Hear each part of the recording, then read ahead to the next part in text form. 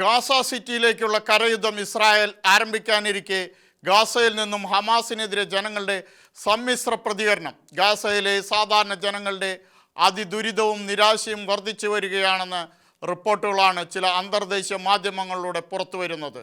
Gaza സിറ്റിയിലേക്കുള്ള കരയുദ്ധം Israel ആരംഭിക്കാനിരിക്കെ ഗാസയിൽ നിന്നും ഹമാസിനെതിരെ ജനങ്ങളുടെ സമ്മിശ്ര പ്രതികരണം. ഗാസയിലെ സാധാരണ ജനങ്ങളുടെ അതിദുരിതവും നിരാശയും വർദ്ധിച്ചു വരികയാണെന്ന റിപ്പോർട്ടുകളാണ് ചില അന്തർദേശീയ മാധ്യമങ്ങളിലൂടെ പുറത്തുവരുന്നത്. ഗാസയിലെ നിരവധി പേർ ക്യാമറയ്ക്ക് മുൻപിൽ ഹമാസ് നേതൃത്വത്തോടുള്ള അമർഷവും ഭാവിയുടെ ഭയം പ്രകടിപ്പിച്ച് രംഗത്ത് വരികയാണ്. ഇസ്രായേലി മാധ്യമമായ ചാനൽ 12 പുറത്തുവിട്ട റിപ്പോർട്ടിലാണ് ഗാസൻ ജനതയുടെ പ്രതികരണം പുറത്തുവന്നത്. 40 വർഷമായി ഇസ്രായേലിന് അണുവായുധമുണ്ടെന്ന് കേട്ടുവരുന്നതായി. അപ്പോൾ ഒരു ആണവ മിസൈൽ ഞങ്ങളിലേക്ക് എറിഞ്ഞ് എല്ലാം അവസാനിപ്പിക്കട്ടെ, മതി, ഇനി സഹിക്കാൻ കഴിയുന്നില്ല, ഞങ്ങൾ പൂർണ്ണമായും നിരാശരാണെന്നും ഒരാൾ പറയുന്നു. മഹ്മൂദ് എന്ന പേരിലുള്ള ഒരാൾ പറഞ്ഞ പ്രതികരണമാണ്: എന്റെ കുട്ടികൾക്കും കുടുംബത്തിനും ഗാസയിൽ ഇനി ഭാവിയില്ല. അതിനാൽ ഞങ്ങൾക്ക് വേറെ എവിടേക്കെങ്കിലും കുടിയേറ്റം നടത്തണം. അതിന് വഴിയൊന്ന് തുറക്കുമെങ്കിൽ ആദ്യം പോകുന്നവൻ ഞാനായിരിക്കും. കഴിഞ്ഞ 2 വർഷമായി വീടൊന്നുമില്ല. പലതവണ ടെന്റുകൾ കെട്ടി താമസിക്കേണ്ടി